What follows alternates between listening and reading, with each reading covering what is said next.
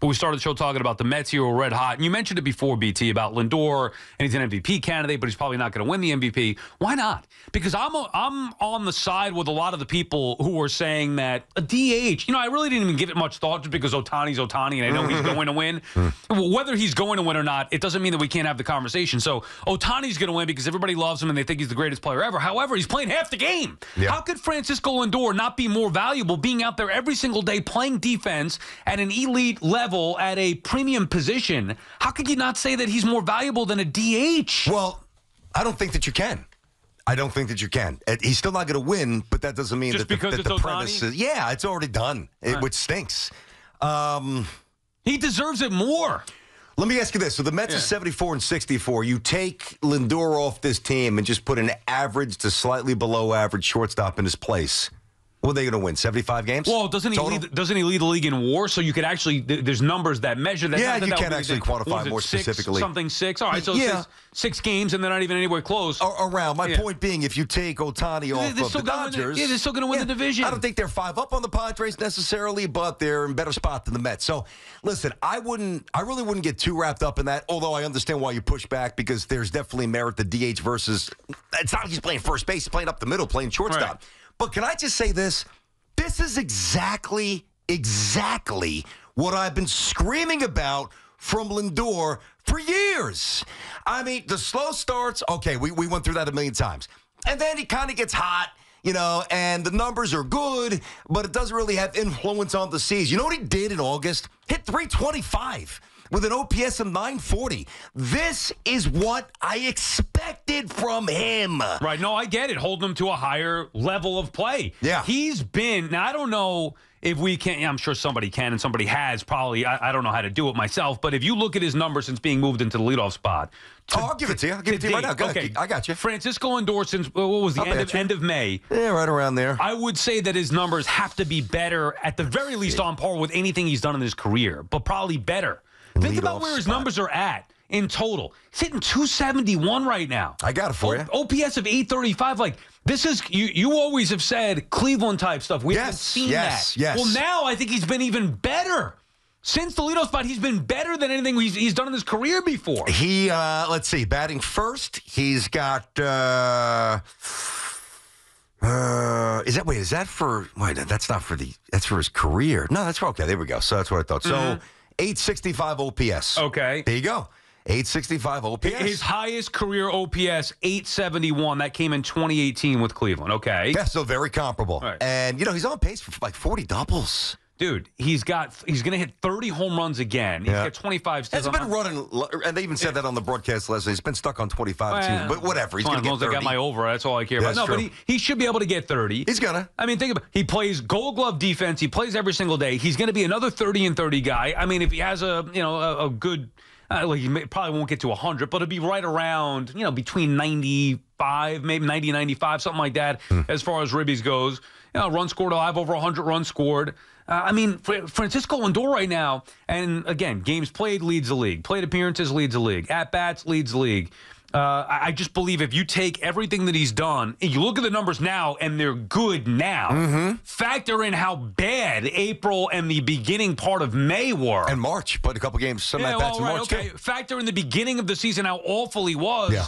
Even more so those numbers since being moved into the leadoff spot. He's been incredible for an extended period here. And he hasn't had, unlike, Soto, who has Judge, he hasn't had an amazing presence behind him. Pete's been okay. He's been inconsistent. Who's even hitting behind him? That's what I mean. Yeah. I mean, so, true. I mean, literally, who's the actual person, and then what's the actual production? And, even Nimmo in the 2 spot, Nimmo's had a down year. He's had some sparks here and there, but he hasn't had a great season. The other thing, too, so I would push back on, hey, when the season's being truly defined, like now, and obviously August, like the go time, pennant race, what are you going to do? Well, he's responded, which is amazing. I tip my cap. It's great to see. He's been clutch, man. This is what I thought they were getting. Right. Okay, but the other thing that I always push back on, and Met fans, and I understood why they did this, but I wasn't latching on to this as much because it didn't mean as much to me because the results weren't there. This is what I would hear. He plays every day. He's a great leader. He's enthusiastic. Fantastic. can you put up massive numbers? Right. Like, now that the numbers are there, now to me, and maybe I'm wrong, but to me, the leadership, the energy, that means more to me because it's supported by big-time numbers. Right. I and mean, that's what I was always screaming for. Are you ready to say that he is a superstar? He has played like a superstar this year, no doubt. Yeah. There's no ... There's no buts. There's no shade. There's no joke. He's played like a superstar this year. However, there is one little however, comma. Yeah. You got to finish the job. Correct. But, I mean, there's only 24 games to go here. But I understood. And you mean getting him in the postseason or just finish the season? At least him personally. Yeah. Like, if the Mets fall 2 games short and he hits 290 at his OPS for September, and his OPS is 830, like, good. Then he had a superstar season.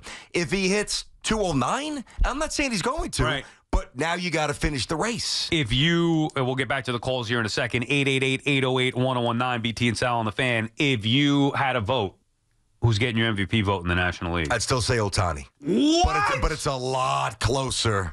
Yeah, You disappointed me there. I thought I laid you up. I teed you up for that one. Listen, Come on. I can't just give you what you want to hear. I thought for sure. But you were just saying before it means more for a guy who's playing shortstop, premier position up the middle. Well, it does. How'd you go Ohtani? It does if the numbers are comparable. I mean, Ohtani's numbers are ridiculous, dude. He might go 50-50. I understand that. What are we doing here? He's a DH. Big deal. I understand. But don't please, come on. Big deal. 33 minutes of praise and 30-second answer. You're gonna turn this against me with the Lindor stuff? No. He's been phenomenal. Ohtani's going to win the MVP, and in my opinion, he should. Well, he's going but it's going to be closer than I thought when we last did our show, August 23rd. I understand. I'm just saying your vote. Like, I know Ohtani's going to win, and I understand why. I'll tell you why. Because Betts missed a lot of time. And while I still think the Dodgers would be good, Freeman, some other pieces, of course, but, like, without Mookie Betts for a long chunk of the season, Ohtani kind of carried him. He did. Let me just look at his exact. I mean, he's hitting 2. He's got a higher average. Yeah. He's got 44 home runs, 46 steals, dude. Like, he's going 50-50. It's Ohtani's award. But respect. He hasn't played in the field. You can push back all you want. Just saying, My vote is I'm Ohtani. just giving you facts. One guy's going to win a Gold Glove. The other guy doesn't even know what a glove is. Come on. I mean, 50-50.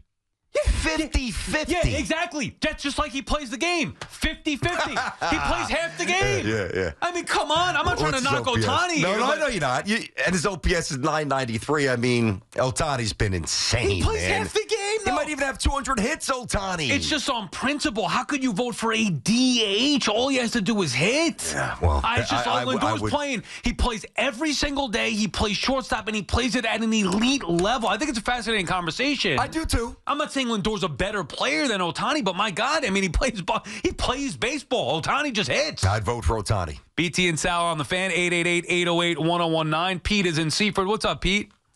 Hey, guys, good morning.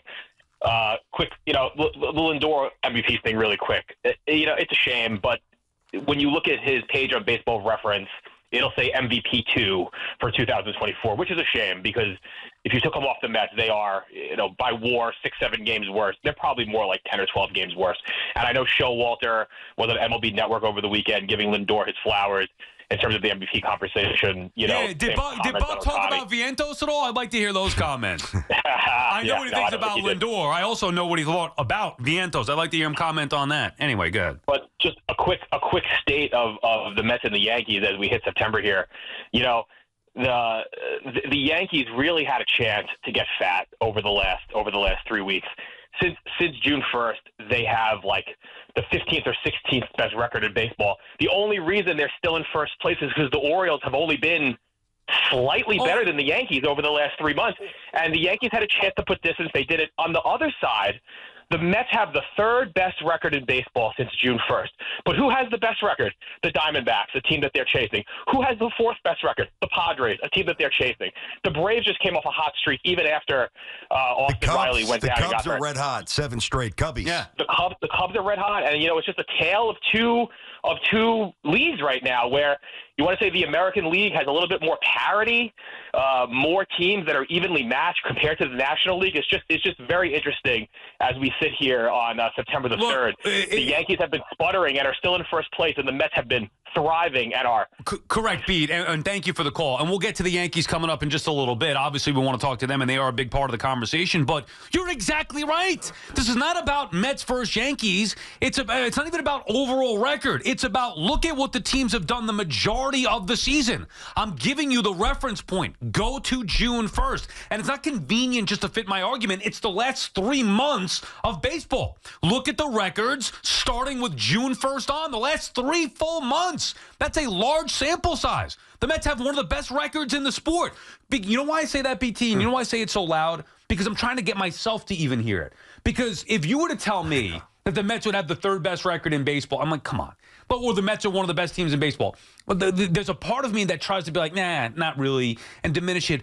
The facts are that since June 1st, they have the 3rd best record in the entire sport. 3 months, not 3 weeks, not 3 games. For 3 months, the Mets have the 3rd best record in the entire sport. That means that they are as good as anybody for a large period of time here. It does. But it also means that they were as flawed as anybody, which, built this deficit that they had to recover from, which to their credit they have. Right. I mean, okay, fair, but are you going to then still stick to, and again, we'll get to the Yankees conversation, but it's the same type conversation. Are you going to judge them, the Mets in this case, April, May, or more June on?